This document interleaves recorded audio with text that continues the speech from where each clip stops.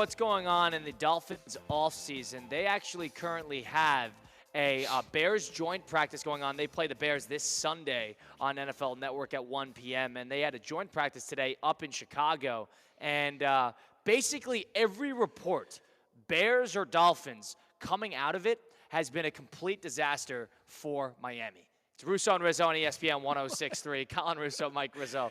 And we're live at the F45 downtown West Palm Beach on ESPN 106.3. What a cliffhanger. You hung me. So folks, this apparently just came out on social media, but wow, okay, last couple hours. So disaster class. I'll give you an example. So a Chicago writer, Ben Devine, who covers the NFL, he goes, quote, "The Dolphins have had enough. Fighting ensues at Miami as Miami defenders go at each other. The Bears have owned this joint practice." 2 or 3 interceptions today. Alexander Mattison, 2 fumbles. Mike McDaniel had to break up a fight amongst own players. Oh, my God. Bad vibes coming out of Miami today. And the Dolphins players fighting on the sideline. It turns as bad as it's ever been. It's a nightmare. I mean, it's an absolute nightmare. So, Colin, quickly, I asked Christian if Mike McDaniel's on the hot seat. He thought it's Chris Greer's fault more than McDaniel. I tried defending it last year. To your credit, to your credit, you called me out on it. I tried defending McDaniel last year. It got so bad to the point that I couldn't. And now this. So we got the Tyreek Hill situation.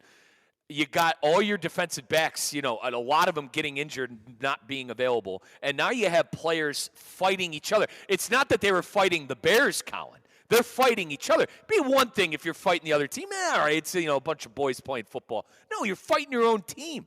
I mean, this is a direct reflection on Mike McDaniel if I've ever seen one, bud. Absolutely. This is a direct reflection on the head coach, and he has no control of the situation. It has all been about how the Dolphins are uncoordinated, how the Dolphins are weak, and how the Dolphins are basically just getting outclassed in every facet throughout that joint practice. I don't like to write home about joint practices, but I don't think I've ever seen such lopsided reports coming out of a single practice, because that's where you really determine how, because they're playing against each other during the training camp. Right. I actually love joint practices. I think they teach a team a lot because it offers a little bit more than a preseason game, because the ones actually get a lot more run in that type of environment than they do in a preseason game.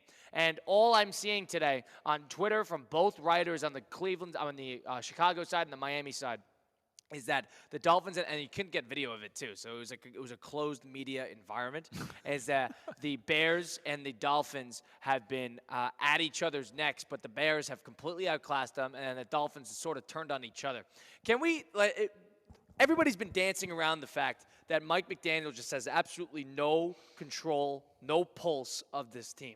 And the second that the Miami Dolphins go haywire, once again, they have an easy start to the schedule, so they might start hot, but once it goes haywire, and it will, once it goes haywire, and it's about lack of discipline, penalties, whatever it might be, Tua not playing well, all of it should, I don't know if it will, all of it should come crumbling down to McDaniel. I think most people who are rational about the Dolphins and what they could possibly accomplish should be over what he's possibly doing. Agreed. Who are people going after as your new head coaches? You're going after guys like Vrabel. You're going after guys like Aaron Glenn.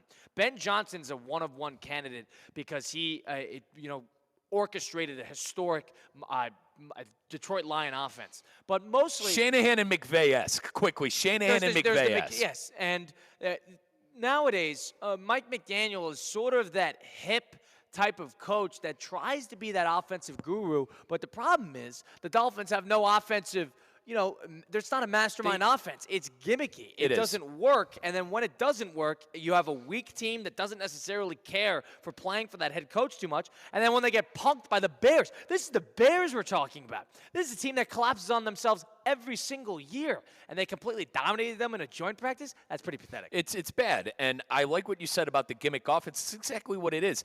Remember, Kyle, last year they couldn't run the football. They had no offensive line. Chris Greer completely ignored the offensive line situation in depth there. They had no O-line. All their running backs got hurt, and they couldn't run the ball. Mike McDaniel's offense, it's running the ball and throwing the ball 30 yards plus. Tyreek Hill is a mental case. Jalen Waddle spent some time on the injured list. Tua is living on the injured list at this point. I don't want to say everything needs to be perfect in order for a Mike McDaniel offense to work, but a lot of the key pieces need to be healthy and need to be available. What does that say about the system? I said this yesterday to Jonathan Zazzle, voice of the 305. You can hear him on Zazzle Show 2.0. I said this to Zaz yesterday. They need a mix of Chris Greer, they need a mix of Mike McDaniel and Brian Flores.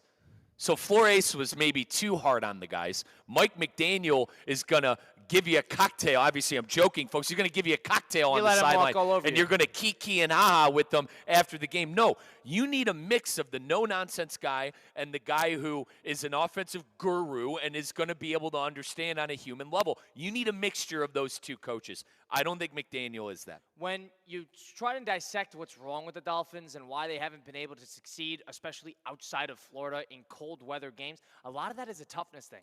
A lot of that, there are other teams that play in domes who travel to play in cold environments and play well in those situations. There are teams that do that. And the Dolphins, I know they were playing in a tundra, but generally the team stinks when they play in cold weather. Yeah. And so why is that the case, number one? And number two, it has been a team that, probably put too much stock into acquiring star power, and now they're sort of backtracking, getting rid of Jalen Ramsey, and then now wondering what you're going to do with Tyreek Hill. Tyreek Hill has been good for the Dolphins, but the point being is that they've sort of put their cards and their chips in the wrong spots, and now they're getting burned for it, because if they have another bad season, who do you start to point the finger at? Right. Can it really be Tua 2 years into his contract? They play much better with Tua than they do without him. So you can't give Tua all the flack in the world. What I think it is when everybody leaves that team and says, "Oh, there was no pulse to that locker room. There was no, grit and grime and feistiness to that locker room." It's all a Mike McDaniel problem. That's what it is. It's a Mike McDaniel problem, not having a control of that locker room and not having a control of his players. And then you got reports coming out saying that they're fighting each other during this event and during this joint practice. That, to me, is just a reflection of everything we've already known about the Miami Dolphins. It's the hottest seat in football. I don't know if it's that. I don't know if it is. So the reason I say that, I think Dable, I would probably, and I did this yesterday, I think Tua and McDaniel and Dable separate themselves from everybody. And then you could get into the Stefanskis, the Steichens, and maybe some other coaches after that. I think if you had to put the pulse of the hottest seats in football, it'd be Mike McDaniel and it'd be Dable. Quickly, too, on McDaniel, second half of the season never goes right. 7-13, McDaniel in second half of the season is 4 years of being a Miami Dolphins head coach. Yeah, when the weather gets colder and they have to start going on the road. And that's why, people, I hear some people go, "Oh, the weather thing, it doesn't exist. You guys are imagining it." No, there are numbers to it here. Now, the tundra, and you brought this up yesterday, the frozen tundra game, Patrick Mahomes. Hard to blame them I think for anybody was losing that. Anybody, was winning that game. Doesn't matter if you're playing in sunny South Florida all the time. But I do think the second half of the season, McDaniel, there's something there at the cold weather, and two hottest seats in football, McDaniel and Dable. I'd probably go with that. I mean, you could make an argument that if things go haywire early, I don't know if the Dolphins will ever do it, because Ross would never do it, Greer would never do it, but I could see that sort of flush out. I think I wouldn't think it'd be crazy for a midseason firing. I wouldn't. I'm over him. Week 9? I'm over him. Week They'll 9? never do it. They'll never do it. They like to hold on to their guys. But, I mean, at a certain level, if the players like playing for him, the players don't like playing well for him. Yeah. They might like playing for him. Doesn't mean they like playing well for him. I have serious doubts now with the Miami. And he can't – maybe we're drawing too much out of a single joint practice, but what are we supposed to think? Right.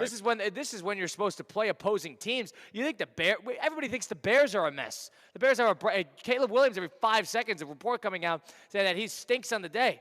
And then you go on the other side, and the Dolphins are more of a dumpster fire comparatively to the dumpster fire. That's the problem. Yeah. It's not surprising, though. For everything we saw last year in the context clues we got of Mike McDaniel and locker room issues, I am not shocked in the slightest. So let's draw a line. Not shocked in the slightest. At what point do the Dolphins start to make a consideration? What type of season do they need to protect that man's job? Well, they got to be competing for the division and a playoff spot. Division, you can't say division because Buffalo's sitting But there. you understand, when I say, if you're competing for a playoff spot, pretty high up there in the division, couple of games out. So that's what I mean when I say, all right, so let's even it out. Playoffs. Competing for a wild card They're spot. playing the NFC South, which is an easy – that's their NFC counterpart in the AFC East. Wild so card that means spot. they're playing all those teams. They're playing the Saints. They're playing the Buccaneers. Playing the Panthers. That's probably the best scenario comparatively to the rest of the NFC teams. So I think that they're okay with that.